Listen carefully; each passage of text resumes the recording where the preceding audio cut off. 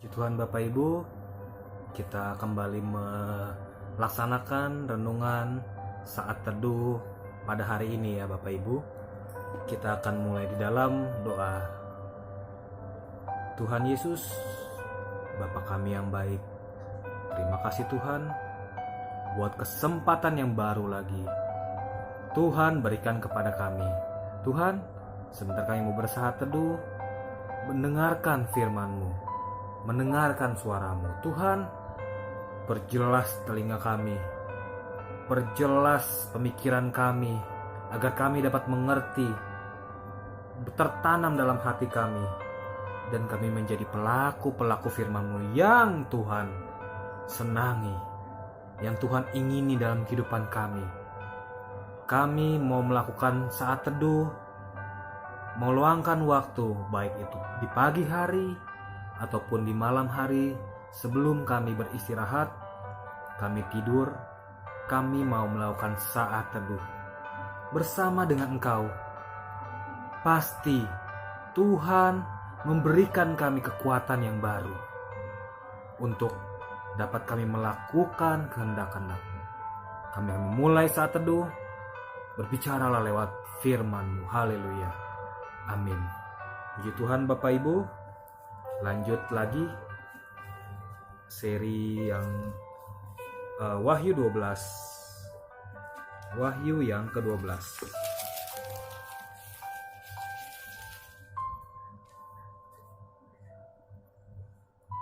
Wahyu yang ke-12. Perikop berikutnya nyanyian kemenangan ayat 10. Dan aku mendengar suara yang nyaring di surga berkata, sekarang telah tiba keselamatan dan kuasa dan pemerintahan Allah kita, dan kekuasaan Dia yang diurapinya, karena telah dilemparkan ke bawah pendakwa saudara-saudara kita yang mendakwa mereka siang dan malam di hadapan Allah kita. Dan mereka mengalahkan Dia oleh darah anak domba dan oleh perkataan kesaksian mereka, karena mereka tidak mengasihi nyawa mereka sampai ke dalam maut. Karena itu bersukacitalah hai sorga, dan hai kamu sekalian yang diam di dalamnya.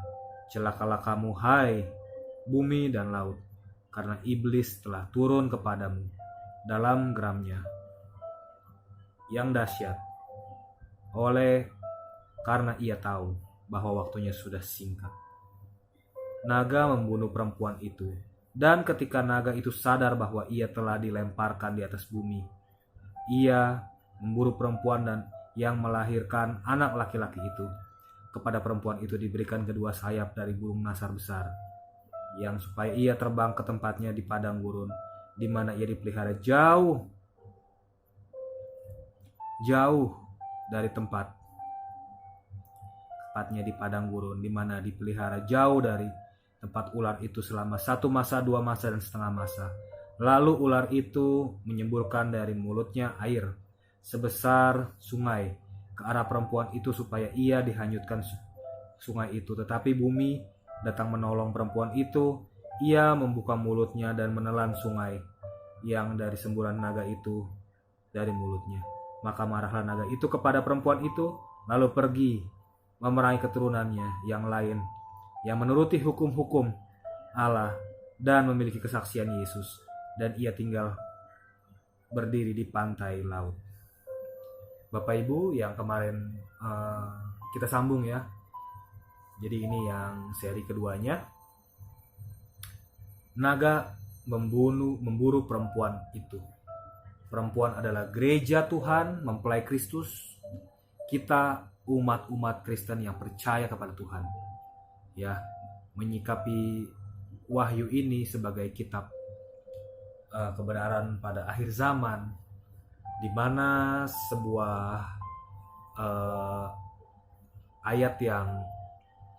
sebuah pasal yang progresif yang dapat berubah-ubah, tapi banyak peneliti, banyak ahli eskatologi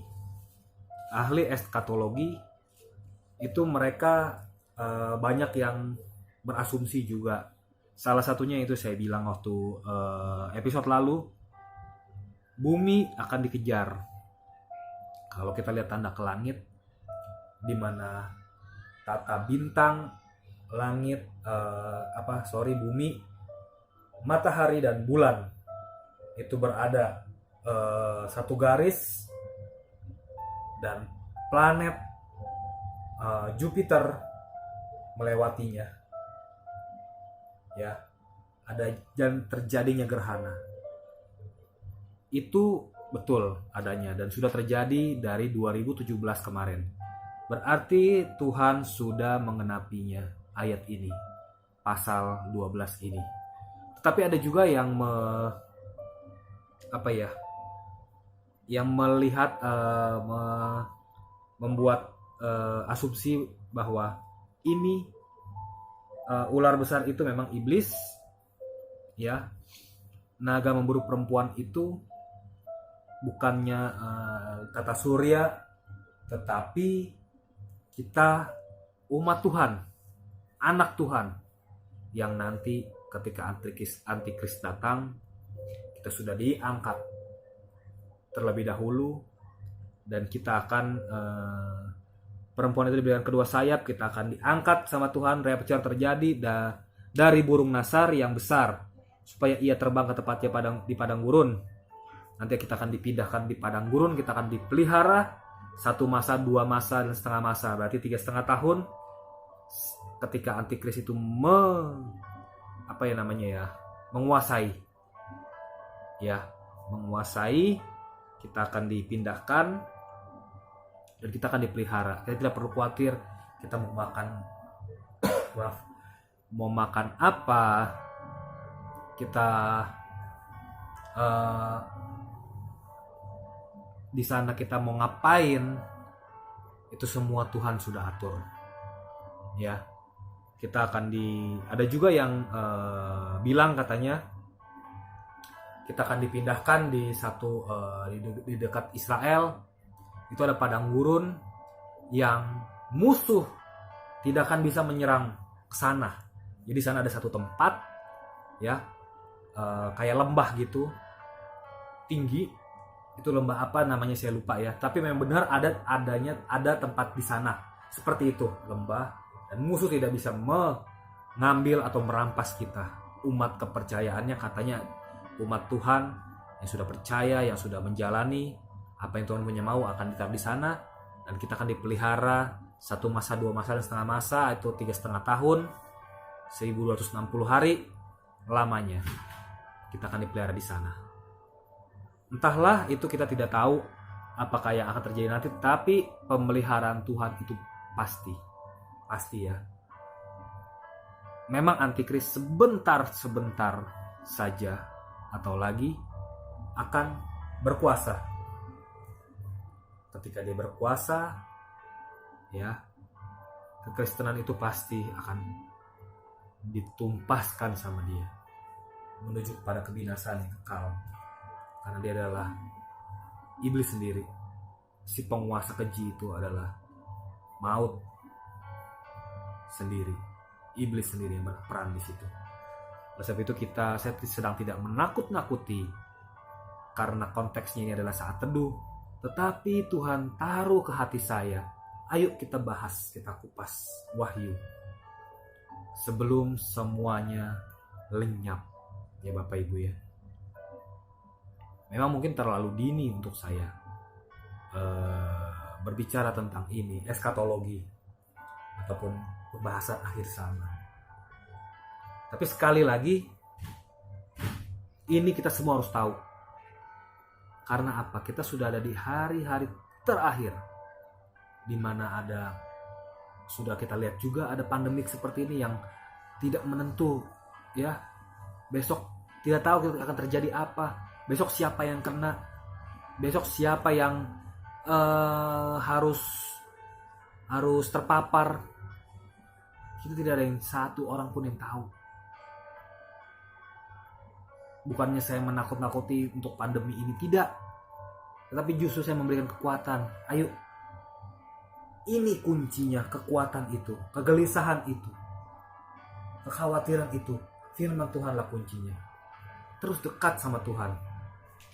sembah Tuhan.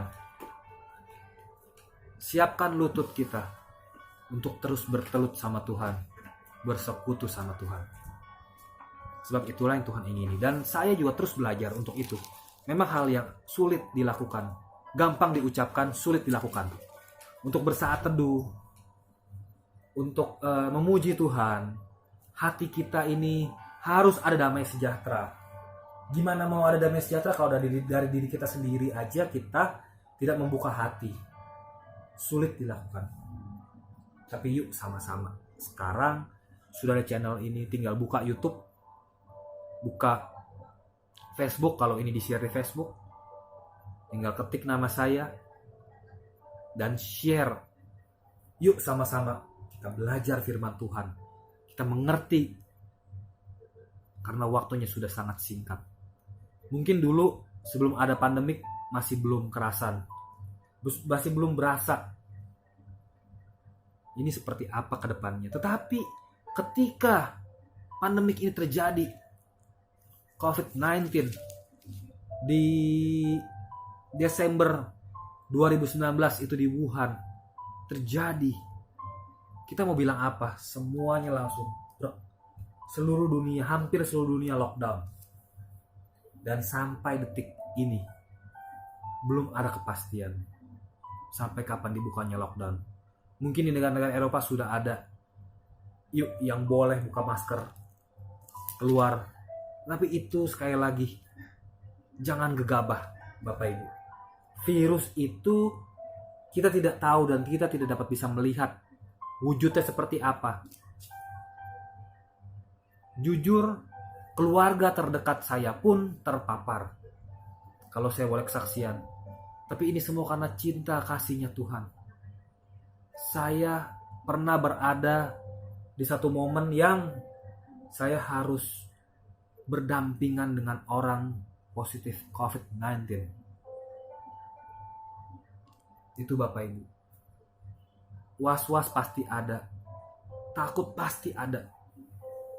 Saya masih manusia biasa, ya. Saya jadi si anggota keluarga saya ini gejalanya ringan, hanya hilang perasa dan batuk. Hanya itu saja gejalanya. Mungkin ringan, tapi ketika dirapid di swab antigen, ya, dia positif dan saya negatif. Tetapi saya harus merawat dia, ya, karena di rumah hanya ada saya berdua. Saya harus pisah kamar. Tetapi saya bukan dari orang yang berada, ya. Saya harus satu satu kamar mandi, yang memang itu kata orang nggak boleh. Tapi saya mau bilang apa? Kalau orang ini saya tinggalkan, sebenarnya bisa saja. Tapi di mana hati nurani saya? Taruhannya kan nyawa. Apakah saya harus tinggalkan dia sendiri di rumah? Tentu tidak, saya bilang. Saya kasihan. Saya juga sudah berdoa segala macam, tapi Tuhan izinkan ini terjadi. Kita mau ngomong apa? Tapi ya udah, saya jalani.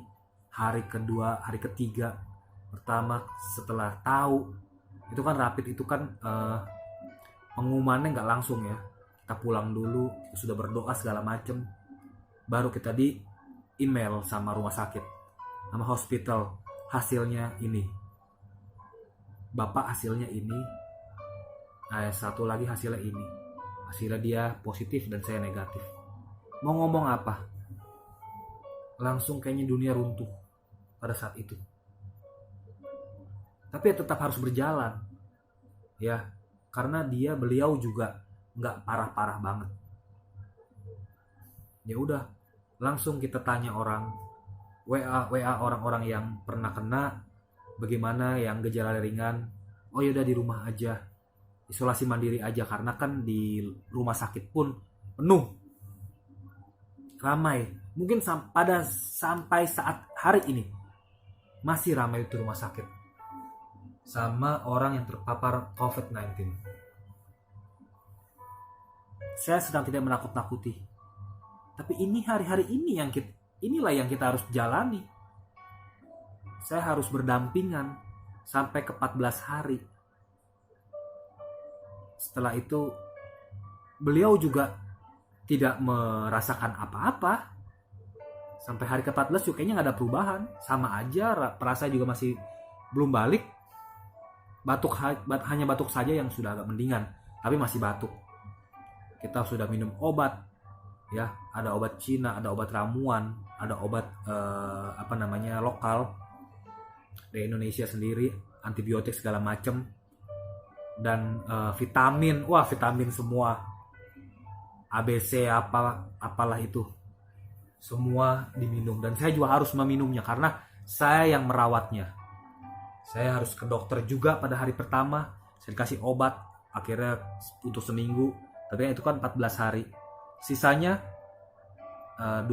seminggu lagi saya meminum obat ya vitamin aja.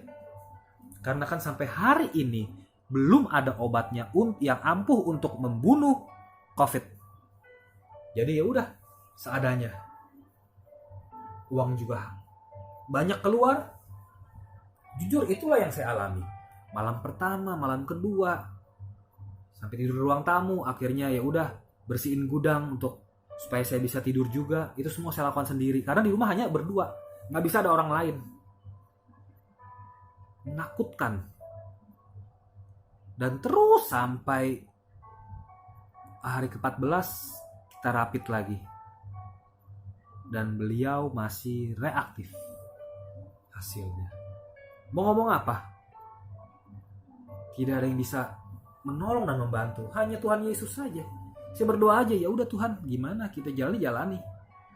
Kalau Tuhan mau angkat, karena ini kan kalau terpapar itu udah pikirannya udah bukannya apa-apa lagi. Bisa bahaya, bisa tiba-tiba bahaya. Nafas sak, bisa saja terjadi. Mungkin orang ada sebagian yang menyepelekan ini, mungkin. Tapi saya punya kesaksian tersendiri. Yuk sama-sama. Ya, makanya terus saya gaungkan protokol kesehatan. Bukannya saya adalah punya vendor ataupun punya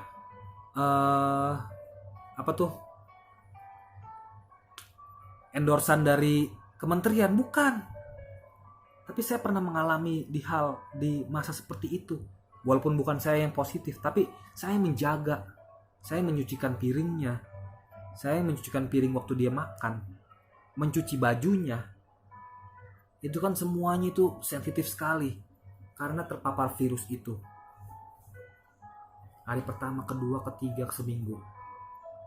Hari ke-8, ke-9, ke-10, 14 hari, 2 minggu. Dites masih reaktif. Terus jalan bulan pertama, jalan bulan kedua, jalan bulan ketiga, jalan bulan keempat. Itu betapa panjangnya perjalanan itu. Tapi yang saya mau kasih tahu saudara, yuk dekat sama Tuhan akhir-akhir ini. Karena banyak penyakit aneh, banyak yang gak menentu. Perekonomian kita juga gimana, kita gak tahu kan besok seperti apa. Mungkin ada yang bisnisnya masih on fire, ada mungkin. Tapi yang saya terima, data yang saya terima, bisnis rata-rata down. Mau ngomong apa kita? Yuk Bapak Ibu, semangat terus di hari-hari terakhir ini. Sekali lagi, saya sedang tidak menakut-nakuti. Saya sedang tidak bercerita dongeng. Ya. Karena ada di Alkitab tersendiri. Naga memburu perempuan itu. Jelas-jelas Alkitab mengatakan naga itu adalah si penguasa keji. Atau iblis atau antikris yang sebentar akan berkuasa. Dan perempuan itu adalah gereja Tuhan. Umat pilihan Tuhan. Kita harus berperang di akhir hari ini, di akhir hari terakhir ini. Karena naga terus memburu anak-anak Tuhan. Dia akan terus ngikutin kita. Ingat firman Tuhan.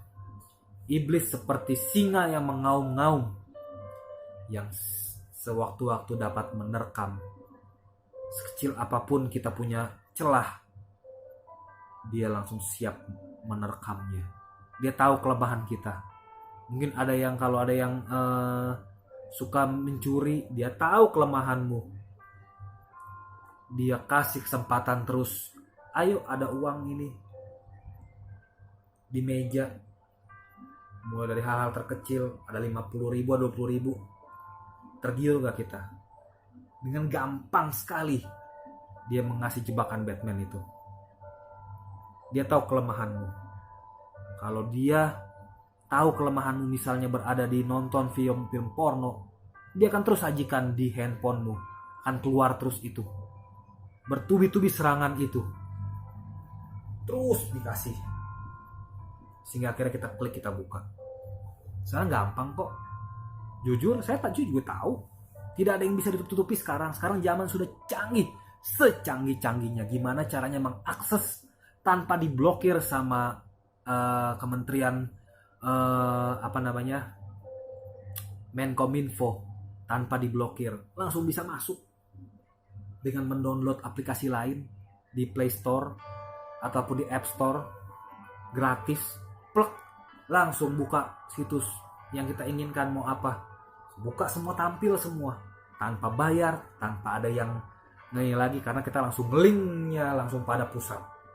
Langsung pada, kita pakai jaringan Amerika, kita pakai jaringan Meksiko, pakai jaringan Paraguay, ya, yang tidak bisa dilacak. Sekarang sudah canggih, apa sih yang nggak bisa? Gratis lagi. Ya.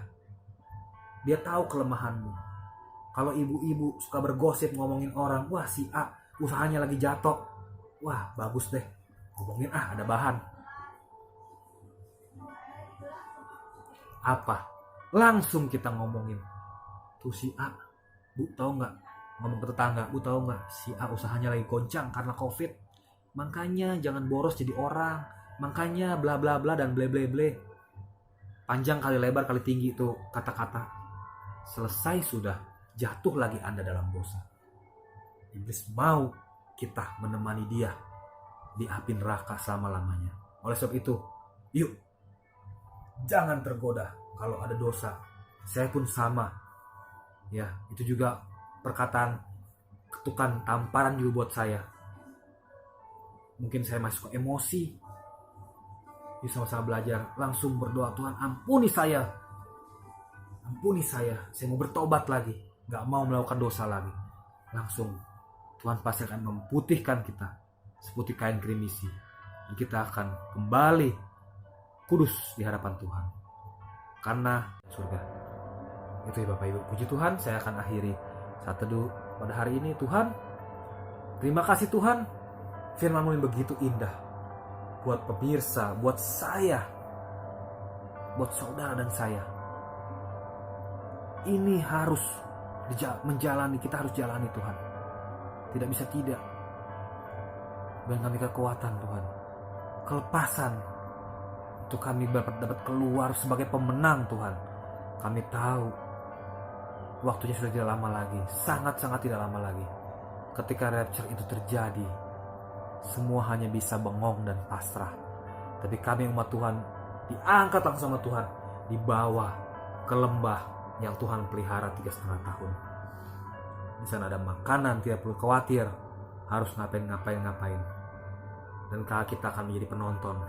Dan ketika perjamuan kawin itu berlangsung, kita pun diubahkan jubah kita menjadi kemuliaan anak-anak Tuhan yang Tuhan senangi, menjadi mempelai Kristus. Dan perjamuan kawin itu berlangsung. Dan juga kita dapat bisa memerangi iblis.